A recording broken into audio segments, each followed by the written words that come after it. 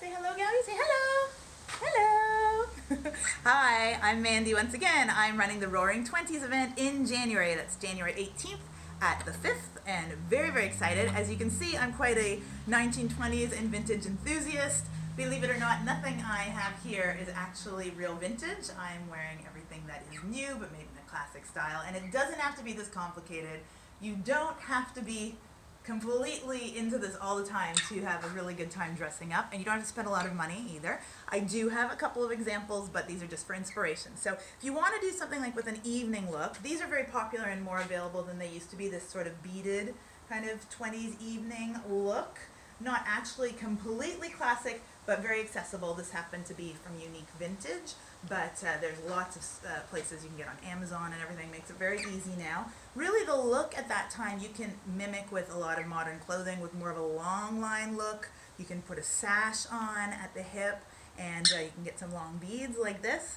I'm wearing a hat. This is kind of a daytime thing. You might prefer to have a little hair. Oh, this is my hat, which my husband helped to decorate. Turn it around. There, look, it matches. Yeah, very nice, Jeff. Very nice. And that's my car. This is Jeff's car, a 1929, a very obscure car called the Graham Paige car here. All the way back. Not done yet. Not done, obviously. He's been working on this since Will and Kate got married. It was the day he brought it home, was the royal wedding.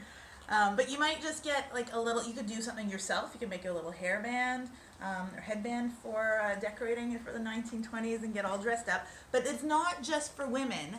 Guys, you can have a lot of fun too. One of the easiest ways to do that is with a hat. Now, traditionally, men would have taken their hats off when they came inside. We don't mind at this event, let's be honest. You don't get to wear your hats that often. So if you want to wear a hat, this is kind of a newsboy look. This is Jeff's hat, is one of these bigger, wider brimmed hats.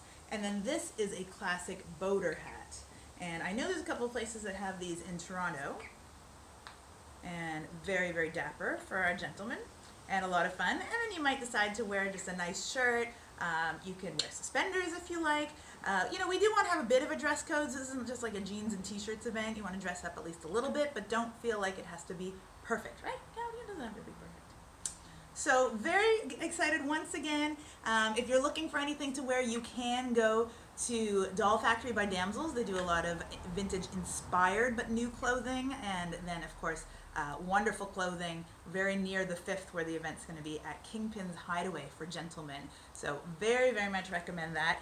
And Saint Savoy Shoes, they're sponsoring, they're online all the way from Vienna. They're sponsoring our Charleston contest. I'll show you some shoes another time.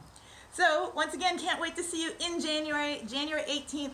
The tickets are on sale now, and we can't wait. January 18th. See you there. Bye, Caddy. Say bye-bye.